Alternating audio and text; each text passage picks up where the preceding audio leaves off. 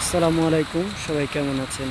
তো আজকে টানা 9-10 দিনের বৃষ্টির পর আমাদের এই গরু দুইটা বাইরে বার করছি।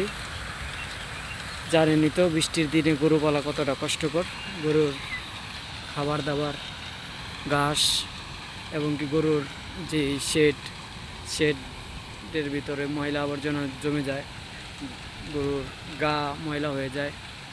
তো গরুগুলা কিছুটা রোগা পাতলা হয়ে গেছে, দেখতে পাচ্ছেন যে হাড় বাইরে হয়ে গেছে। এই 10 দিনে খাবার দাবার ভালো করে খায় নাই এবং কি ভালো বাসস্থান পায় নাই।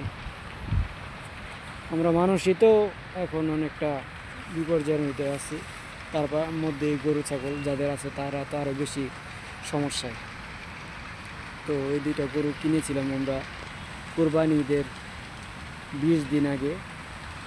তো আগে কিছুটা ভালো ছিল, এই 10 দিনের বৃষ্টিতে শরীরের হাড়গোড় বেরিয়ে গেছে, দেখতে পাচ্ছেন আপনারা। দুইটা গরু কিনা হয়েছিল 82,000 টাকা দিয়ে আরও 4 মাস আগে। তো এখন এগুলোর দাম কেমন আছে এবং এগুলার জাতমান কেমন আপনারা একটু আমাদেরকে জানাবেন। আর ভালো থাকবেন, সুস্থ থাকবেন, আপনারা আমাদের চ্যানেলের সাথে থাকবেন। আমরা আপনাদের সাথে এগিয়ে যেতে চাই বহুদূর, আর আপনাদেরকে নিয়মিত ভিডিও দিতে থাকবো। গরুর সমস্যা হলে সঠিক কীভাবে ট্রিটমেন্ট করতে হয় না করতে হয় আমরা আপনাদেরকে জানাবো, এবং আমরা নিজেরাও আপনাদের কাছ থেকে অনেক কিছু শিখবো।